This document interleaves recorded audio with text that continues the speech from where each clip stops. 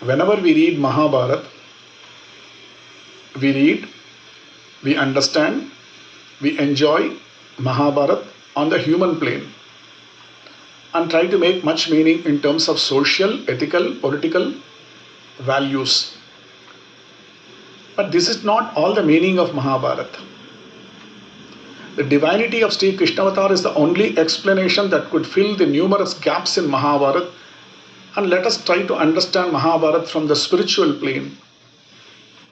To understand Mahabharata from the spiritual plane, for example, take Draupadi's humiliation. Without Sri Krishna's divine intervention, Draupadi might have been left entirely deluded in that assembly of brutes. If you do not believe that help came from her to her by a miraculous source, you have no alternative to that situation. Mahabharata says she was saved after testing her unflinching faith in Lord Krishna and in response to her self surrender. There are two things in spiritual plane we need to understand in Draupadi's humiliation and how she has been saved. One is unflinching faith in God. Second is self surrender, the Saranagati. What then is the significance of the Mahabharata on the spiritual plane from this angle? Let us take Draupadi. Draupadi stands for the individual soul, the Jivatma, wedded to the five senses, the Indriyas, the five breeds, the five brothers, the Pandavas. Just as Draupadi is not human born, the Atma is not made up of material matter. She, she is Jivatma. She is betrayed by her five Indriyas, the five senses, the betrayal. It is only Krishna who can save it and liberate it. But unfortunately, the Atma is locked in the mortal body, which is ruled by a blind ego, the king Dhritarashtra. Dhritarashtra symbolizes the blind ego of the Jivatma. It's a symbol. Gandhari symbolizes malice. His counterpart voluntarily closing her eyes due to the goodness of others and the beauty of the God made world she doesn't want to see. Duryodhana, the first offspring, stands for greed and lust. Duchadana, insatiable vulgar desires. Karna symbolizes infatuation. Sakuni for hypocrisy and incitement.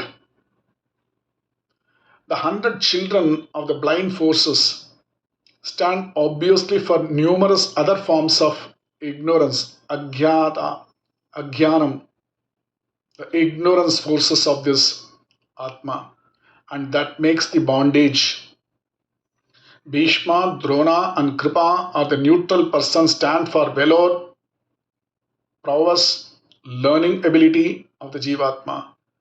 But unfortunately, this valor, learning ability of the Jivatma deserts the Atma and joins the enemies in the last minute in a grand treacherous betrayal.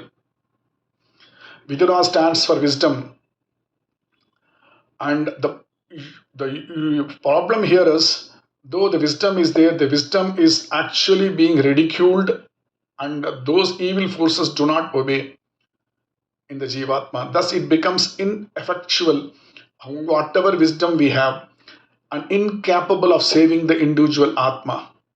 Wisdom is there, but forces do not obey. The Indriyas do not obey. The evil forces do not obey. The Atma, then the Jivatma, deserves it in a way as he has forgotten the God in prosperity. The prosperity is signified by the Rajasuya Yaga by Yudhishthira and also the gamble that follows it. So the Jivatma forgets Lord Krishna. It is stacked by the evil forces for their self gratification. But fortunately, the error is realized and surrendered to God, performed in the nick of the time. Krishna saves ultimately does examine the steadfastness of the soul of the Dharma, whether the soul is still likes, loves, want to be in Dharma. So he conducts few tests. The examination of the meaning elaborated in the Varna in Vanaparva, Virada Parva. The examination follows to the Pandavas by the Durvasa when he comes for having a feast. There is one examination, one test. Arjuna by Shiva, who comes as a hunter. Also, Arjuna being tested by Urvasi. Arjuna by tested by Indra.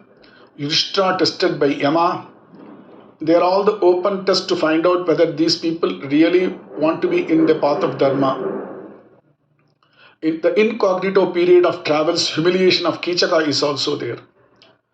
Then starts the Krishna's effort. Udyoha Parva.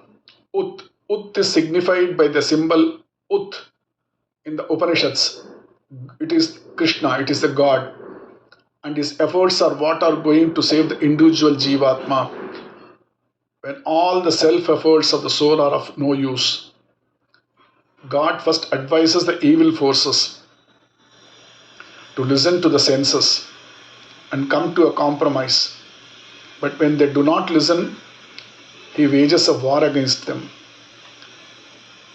By aligning the remnants of good forces in the human personality on one side and others opposite to him on the other side, and he himself leading these good forces, infusing them the wisdom, Bhagavad Gita, and courage in the moments of the crisis, and by using extraordinary powers to vanquish the evil forces and crown the goodness.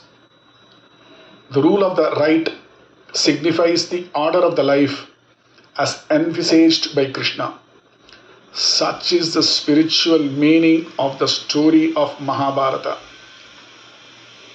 And that is how Sambhavami Yuge Yuge, he keeps coming. So it is the stories on the one side and the spiritual meaning of Mahabharata is the other side.